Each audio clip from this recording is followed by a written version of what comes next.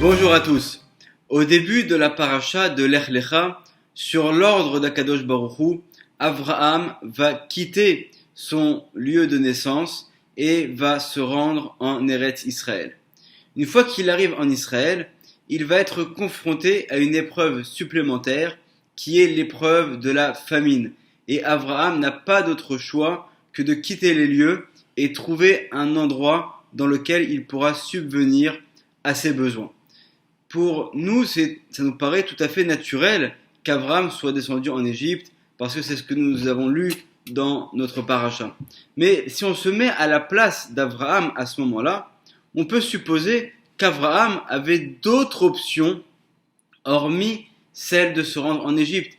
Il aurait peut-être pu faire marche arrière et retourner dans la région dans laquelle il venait et là-bas trouver de quoi subvenir à ses besoins. Il y avait peut-être à cette époque-là d'autres endroits dans lesquels il y avait de la nourriture et Avraham aurait pu s'y rendre et vivre là-bas. Et pourtant, on voit que Avraham va descendre spécifiquement en Égypte. Et on va essayer de comprendre pourquoi. C'est la question que se pose le Ben Ishraï et il donne la réponse dans son livre Benayahu Ben Yehoyada de commentaires sur la paracha de Vaera dans le livre de Shemot. Et là, il nous dit un principe qui est fondamental pour comprendre toutes les actions que vont accomplir nos patriarches et qu'on va voir donc dans les différentes parachiotes du livre de Bereshit. Nous dit le Ben Ishraï, Akadosh Baruch Hu a fait en sorte qu'Avraham descende à ce moment-là en Égypte, de manière à ce que par cette descente, il va procurer une protection spirituelle à ses descendants lorsqu'ils seront en esclavage là-bas, et il va déjà à ce moment-là commencer à déclencher le miracle de la sortie d'Égypte. C'est-à-dire que Avraham, par sa descente en Égypte, il va déjà, d'un point de vue spirituel, provoquer le début de la délivrance pour ses enfants qui vont se trouver là-bas en esclavage des centaines d'années plus tard. Et là, on voit la grandeur de la miséricorde d'Akadosh Baruch Hu. Akadosh Baruch Hu, avant même d'envoyer la maladie, il envoie déjà le médicament pour soigner la personne. Avant même d'envoyer le malheur de l'exil et de l'esclavage, il envoie déjà Avraham Avinu et Sarah qui, par leur présence sur place, vont commencer à amoindrir les forces du mal qui sont représentées sur terre par l'Égypte et provoquer le début de ce miracle de la sortie d'Égypte desquels vont bénéficier les Béné Israël plus tard. Pour développer cet enseignement du Ben Ishraï, on va voir ensemble différentes actions que vont faire Avraham et Sarah en Égypte et qui vont en fait être une préparation pour la sortie d'Égypte de leurs descendants des années plus tard. Lorsque Avraham et Sarah descendent en Égypte, en chemin, Avraham va s'adresser à Sarah et il lui dit Hinena yadati, et voici que je sais ki isha yefat mare at, que tu es une très belle femme. Et on pourrait se poser la question, pourquoi est-ce que la Torah vient nous retranscrire ce dialogue personnel qui a eu lieu entre Avraham et Sarah? Lorsque la Torah nous rapporte un échange de paroles, un dialogue, c'est toujours parce qu'il y a un enseignement à en tirer. Et là, c'est le Zohar Akadosh qui va nous dévoiler ici de quoi il s'agit. Et dans la paracha de Lech Lecha, il nous est dit Hinena yadati, donc sur ce verset, Dechama ima shechinta, parce que Avraham a vu que la présence divine accompagnait Sarah. Donc lorsque Avraham dit à Sarah qu'elle est belle, il ne s'agit pas d'une beauté physique. Avraham parle ici d'une beauté spirituelle. Uvginkar, c'est la raison pour laquelle Itrechit Avraham ve'amar achotii, et c'est la raison pour laquelle Avraham à ce moment-là a eu une totale confiance en Akadosh Baruch Hu et qu'il a dit que achotii, que Sarah est sa sœur, parce que le mot achot, la sœur, fait allusion, selon les secrets de la Torah, à la chorma, c'est-à-dire à un niveau de spiritualité très élevé qu'avait atteint Sarah Imenu à ce moment-là. Et donc le Zohar, un petit peu plus loin, va poursuivre et nous dire Tachazé, donc viens voir, donc on va nous donner un enseignement. Shechinta la it'ade mina de Sarah, kol haou leila. Donc au cours de la nuit que Sarah a passé dans le palais de Pharaon, la Shekhinah, la présence divine, ne l'a pas quittée un seul instant. Donc elle avait une protection particulière à ce moment-là. Ata Paro les mikrav ba'ada, et à chaque fois que Paro, le Pharaon, voulait s'approcher de Sarah, Ata mal'ar ve'al kele, voici qu'il y avait un ange qui venait et qui le frappait. Kol emat d'amera Sarah alke, hava malke. À chaque fois que Sarah lui disait frappe, elle parlait donc à l'ange, à ce moment-là, l'ange venait et frappait. Avram am avamatkif bemare dea Sarah la yachelin ta'ala. Donc Avram, à ce moment-là, a eu une confiance en Kadosh Baruch Hu qui était encore plus renforcée parce qu'il voyait que personne ne pouvait s'approcher de Sarah du fait de sa sainteté. Hada ou dirtif, comme il est écrit dans le livre de Michelet, des proverbes du roi Salomon, au chapitre 28, Vetzadikim, Kirfir, Iftach. Donc c'est un verset qui fait allusion à la confiance en Akadosh Baruch Hu que vont avoir les tzadikim. Ve'acha nisyonahu dela irer abatre de kucha beru. Et c'était bien sûr une épreuve aussi pour Abraham, qui à ce moment-là a réussi à surmonter cette épreuve et à avoir une totale confiance en Akadosh Baruch Hu. Le Zohar poursuit un petit peu plus loin et nous dit Tachazé, viens donc voir, viens apprendre. Kol haou leila de Sarah avat legabé de Pharaon. Toute la nuit au cours de laquelle Sarah se trouvait dans le palais du Pharaon, Atou malaché ilae. Donc des anges supérieurs sont venus, les Amera, les Kucha berichou, Beshirin, Vetush Bechan.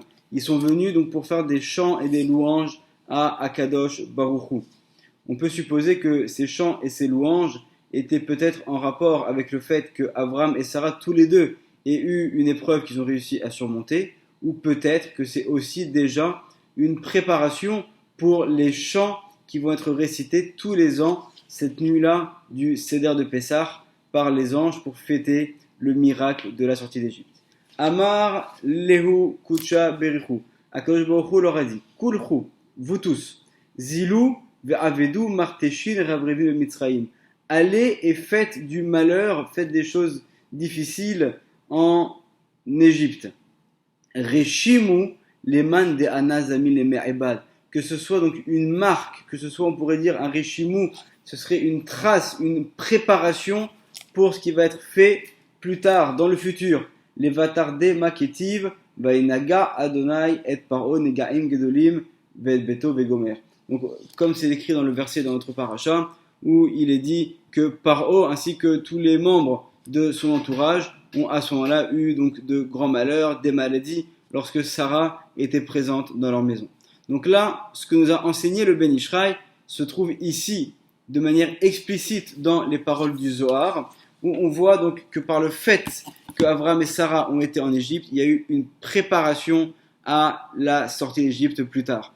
Donc là, en fait, à chaque fois que Sarah va dire à l'ange frappe et que l'ange va frapper par haut, en fait, dans les mondes supérieurs, elle provoque déjà une préparation pour que plus tard, du même endroit duquel elle a fait descendre à ce moment-là une lumière qui a provoqué des malheurs sur Paro, au moment où les bénis Israël vont être en Égypte, alors de cette même source spirituelle vont descendre les 10 plaies sur l'Égypte. Donc on voit déjà ici un premier exemple de cette préparation où par le fait que Sarah va être détenue dans la maison de Paro en otage, donc elle est bloquée, elle ne peut pas en sortir, comme les bénis Israël, ses descendants plus tard, vont être bloqués en Égypte, elle va donc faire descendre des malheurs sur Paro, de la même manière que plus tard Akadosh Baruch Hu enverra les 10 plaies sur l'Égypte.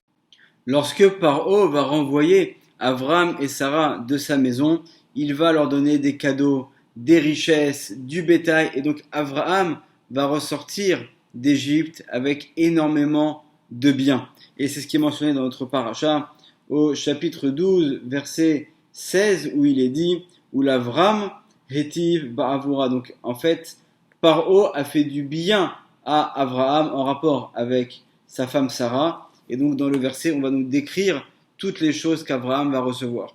Donc on voit que lorsque Abraham sort d'Égypte, il a reçu beaucoup de richesses. Et c'est exactement ce qu'on va voir aussi dans la sortie d'Égypte des Béné Israël, ou au moment où ils sortent d'Égypte, ils vont recevoir des cadeaux de la part des Égyptiens, et même plus tard, lorsque la mer va engloutir les soldats égyptiens qui les avaient poursuivis, ensuite elle va rejeter toutes les richesses qu'ils avaient pris avec eux, que les bénis Israël vont ramasser.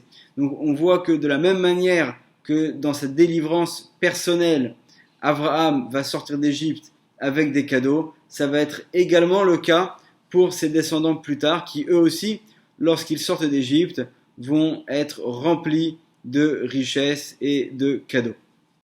On retrouve également une allusion au mérite d'Abraham dans la paracha de Vaera, lorsque Akadosh Baruch Hu s'adresse à Moshe Rabbeinu et lui dit qu'il devra répéter à Paro. Et au chapitre 8, verset 19, il est dit Vesamti Fedut. Donc je vais mettre une distinction. Ben Ami, entre mon peuple, donc le peuple d'Israël, ou Ben Amecha, et entre ton peuple Paro, donc le peuple égyptien. Les Machar, pour que demain, Hiye à Otazé, il y ait ce signe-là. Nous dit le Ben Ishraï, la différence de valeur numérique entre Ami, qui veut dire mon peuple, et Amecha, qui veut dire ton peuple, c'est 10. Et cela fait allusion aux 10 plaies qui ont fait cette séparation entre les béné Israël qui étaient détenus en Égypte en esclavage et le peuple égyptien. On peut dire également aussi, ce que nous dit le Ben Ishraï dans son livre Aderet Eliyahu, que par ces 10 plaies, le peuple d'Israël est devenu le peuple d'Akadosh Baruch Hu parce qu'il a appris par l'intermédiaire des 10 plaies la force et la puissance d'Akadosh Baruch Hu. Mais selon ce qu'on a vu également dans notre paracha, on pourrait dire aussi que cette distinction, elle a déjà commencé par les 10 plaies, mais non pas seulement les 10 plaies qui ont eu lieu en Égypte à ce moment-là, mais déjà les 10 coups que va recevoir Paro lorsque Sarah va se trouver dans son palais et qu'elle va dire à l'ange de le frapper. Et à ce moment-là, les machar pour demain, le mot machar a la même valeur numérique que Avraham. Machar, même, c'est 40, Chet, c'est 8, et Resh, c'est 200, ça fait 248, et Avraham, Aleph et Bet, ça nous fait 3, le Resh, ça fait 200, c'est 203, le He, 5, ça fait 208, et le même 40, ça fait 248. Donc le Machar Iye Aotazé. Donc je vais faire une séparation entre vous et entre mon peuple et entre ton peuple par l'intermédiaire des 10 plaies qui ont commencé depuis le moment où Sarah a été détenue en Égypte. Et grâce à Abraham, les Machar, grâce au mérite d'Abraham, Iye Aotazé, il va y avoir ce signe-là. Donc finalement cette séparation et cette délivrance de l'Égypte. Avant de conclure, on va répondre à une question. En quoi est-ce qu'il était nécessaire d'avoir cette aide et cette préparation d'Abraham et Sarah pour permettre ensuite la sortie d'Égypte? Et pour expliquer cela, on va citer les paroles de Rabbi Chaim Vital, l'élève du Harizal, dans son livre, le Sefer Alikutim, dans la paracha de Kitetse, où il nous explique que lorsque Adam Arishon a fauté, en fait, toutes les parties de sainteté qui étaient comprises dans le corps spirituel d'Adam Arishon vont tomber et vont être mélangées avec un autre corps spirituel qui correspond aux forces du mal. Et tout notre rôle dans ce monde va être de faire cette réparation de la faute d'Adam Arishon et de faire cette séparation en récupérant les étincelles de sainteté qui sont contenues dans les forces du mal et en les ramenant à leur source dans la sainteté. Et on pourrait donc comparer cela à un corps, et au fur et à mesure que nous avançons dans l'histoire, nous devons réparer différentes parties de ce corps spirituel. Actuellement, nous nous trouvons dans une époque pré-messianique qu'on appelle l'époque de Egveta de Meshicha, du talon du Mashiach. C'est-à-dire que c'est véritablement à l'image d'un corps. Et là, où est-ce que nous sommes? Nous ne sommes plus au niveau de la tête, nous avons passé tout le corps, et on est dans la dernière partie, celle de la fin qui correspond au talon, qui est vraiment la période ultime qui précède la venue du Mashiach. Mais à l'époque d'Abraham, on est peu de temps après la faute d'Adam Arishon, et il faut à peine commencer à faire cette réparation.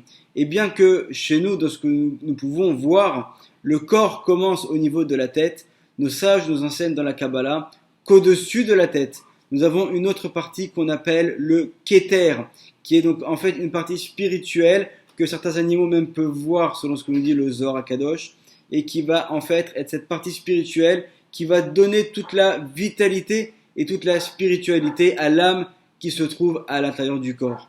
Et l'Égypte correspond spirituellement au Kéter des forces du mal. Donc le travail qu'il y a avec l'Égypte, c'est le travail le plus difficile, parce que c'est la partie de mal, d'impureté qui est la plus haute, qui correspond au Kéter, qui correspond à la couronne. Et c'est la raison pour laquelle nous avons besoin de toute cette préparation. Nous avons besoin de ces grandes sadikim, comme Abraham et Sarah, et ensuite comme les autres patriarches qui vont leur succéder, et chacun à leur niveau et selon leurs qualités particulières vont essayer de faire en sorte de déclencher déjà la fin de cet exil, de commencer cette réparation de la faute d'Adam Arishon. Donc lorsque Abraham et Sarah descendent en Égypte, en fait c'est pas pour des raisons qui sont liées à des questions de subsistance matérielle, de savoir comment est-ce qu'on va faire pour subvenir à nos besoins et qu'est-ce qu'on va manger. En fait, Abraham et Sarah commencent déjà le processus de la délivrance, qui en fait correspond au début de la réparation de la faute d'Adam Arishon. Il y avait bien sûr, dès cette époque-là, différentes options. Ce serait déjà un cours à part entière pour aborder toutes les différentes options qui sont mentionnées dans les paroles de nos sages et dans les écrits du Harizal, de ce qui aurait pu se passer si finalement les frères de Yosef, par exemple, n'avaient pas vendu leurs frères, et également au cours de différents événements qu'on va lire dans le livre de Bereshit. Mais en tout cas, à notre niveau, et selon finalement ce qui s'est passé concrètement, on voit que Abraham va être celui qui va enclencher déjà la sortie d'Égypte. Et c'est la raison pour laquelle on sait que chacune des fêtes de pèlerinage est à l'encontre de l'un des patriarches. Et comme c'est mentionné dans le Zohar HaKadosh, dans le deuxième tome du Zohar, à la page 120, au premier versant, que Abraham est à l'encontre de la fête de Pessah. Et c'est pas un hasard, parce que finalement, en fait, c'est Abraham lui-même qui a enclenché déjà à son époque cette délivrance qui va avoir lieu des centaines d'années plus tard avec les Béni Israël. Alors, Bezrat Hashem, que nous puissions enfin terminer cette réparation de la faute d'Adam Arishon, terminer cette période d'exil et pouvoir nous élever avec la venue du Mashiach. Bimera, Beyamenu, Amen, Ve Amen, Shabbat Shalom.